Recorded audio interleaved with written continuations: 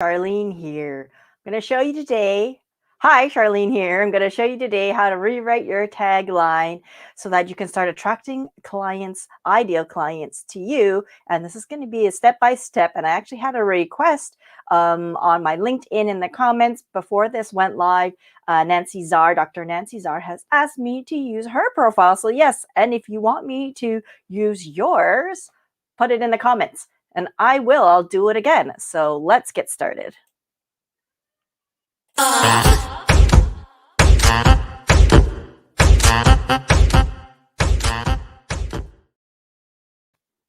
I am Charlene Tessier, founder of Strength in Numbers, and I help you use strategic live streaming to find your ideal clients online and get your programs, virtual events, workshops filled up.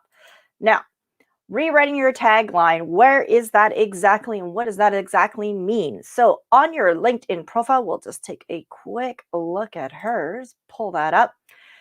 Right under your name, So you've got your headshot, everybody's got that. You've got your name, and then you've got a line right under your name. And I know this might be very hard to see because it is a little bit small, but that's all you need to know, where is located, and then you can check on your own profile. That is what I mean by the tagline. And today I'm doing a step-by-step to show you how to have it so that your ideal tagline attracts ideal clients. Now, first of all, if your tagline just lists a title like CEO, founder, or some other kind of generic title that you would normally put on your resume, you really want to get rid of that ASAP. That is not a very good tagline. And the reason is because when I come to your page, saying that you're the founder says absolutely nothing to me. It means nothing to me. And if you noticed, we'll just take a quick look again. We're only looking at essentially the things what's called above the fold. Really, the only thing we're looking at and spending the most amount of time on is the header, the professional image, which I'm sure most of you do have, and then your tagline. That is the most important. People are going to make a snap judgment impression about you in the first 5 to 10 seconds looking at that. And it's probably even less, to be honest. And if you make a very bad impression on your first impression when people discover you, you've lost them, and you've actually lost a really great opportunity, because if you made a great impression, they may connect with you, follow you, or even better, direct message you right away and start getting into a conversation about your services and offerings. Now, you want to say in your tagline, the first thing is, who is this for? Who do you serve? So that people can kind of self-identify. And the more specific you are, the better. And I know this is a tough one. It's really hard for me too.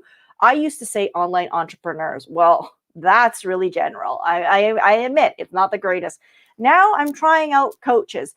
And you know what? You don't have to stick to this forever. This is not once and done kind of thing. To be honest, I am tweaking my tagline probably every quarter. That means every 3 months, or even sometimes every month. I'm trying to refine it and get that message even better. And the best way to do that is to put it out there, try it, drive people to your LinkedIn page, which I'll talk about in another episode.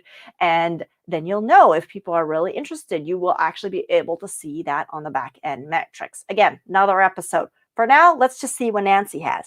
She has convert prospects into clients without being salesy. Now, that's actually really good. She's got the second part down, which I didn't mention yet. And the second part is, how do you help this ideal audience? And she helps her particular ideal audience convert prospects into clients without being salesy. Very clear. When I come to her page and I am essentially a person who hates sales, or maybe is uncomfortable with sales but want to be better at sales, I know that she might be able to help me. She can help me do it without me feeling salesy. One of the things she's missing, though, is maybe she could be a bit more clear as to who her ideal client could be. And I know a lot of people don't want to niche it down too tight because they say that it's going to be too small. It's going to eliminate people. It's going to turn people off. That is so untrue. In fact, the more specific you are, the better the conversion it normally has. Now, the other thing we're going to look at is the upper header image here, which she's also got a lot going on. And just to let you know, Nancy, where your headshot is, a little bit of the text underneath is blocked out. So when a person comes to your LinkedIn page, the first thing they usually do is they actually just zoom right down and look right at that sentence, the tagline, converts prospects into clients without being salesy. And they're also then really looking very quickly at the header. And one of the things I find about your header is that it's very wordy. It's almost too wordy for me. And because of that, it's just a lot to read, and some of it, the text is cut off. So then I got to use my brain. I got to think, I got to figure it out here. So let's try to see if we can actually just make this a little bit tighter. It's actually very, very good, to be honest. It's amazing. So the first part of the header says, sell with confidence and get new business. Well, that's kind of a throwaway line, I would say. It's something that we all want to do, and I don't think it's specific enough to be really useful here. We could probably get rid of that.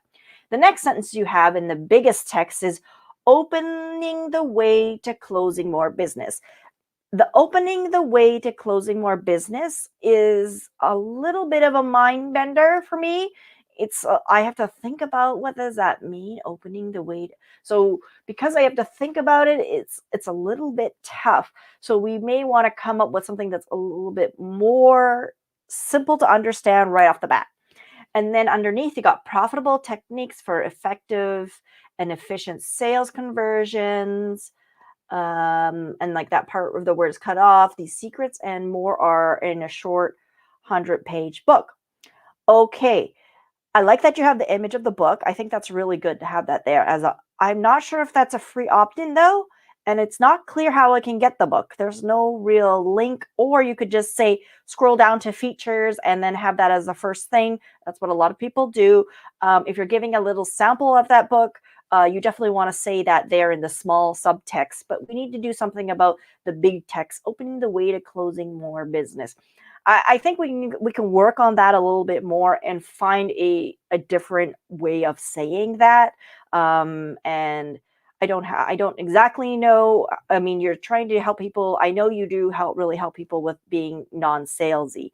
And so I don't know. I'm gonna just riff, and then this is probably not right because I don't know enough. So when I just riffed, it's whatever comes to the top of my mind. How about more sales, more confidence, more sales, less time? I don't know, something like that. So essentially being a lot more clear and having less wording. I would just have the one very short sentence there. You could even have convert prospects into clients without being salesy. Again, not punchy enough. I feel it needs to really grab people. So you could have something else, slight variant on that. And then I would have the image of your book and then saying how to get it, how to actually get that little book. And I think don't put that as 100 pages as well, because some people are very turned off by that as well. So just say it's get a free sample of this book. Here's the URL, or see my features section down below, grab it now. Really having a very strong call to action, and the header is a great place to give something for free and to showcase something that you might be doing. Like mine currently showcase my masterclass, and I haven't had a chance to update it yet, and I'll be doing that. So that's a teardown for you, Nancy. If anybody else wants a teardown like that on their header of their LinkedIn, put it in the comments. Let me know. I'm very happy to do it for you live and help you, to give you a lot of feedback, which is also helpful, I'm pretty sure, to everybody else. And one of the things I have to do is apologize for being late today.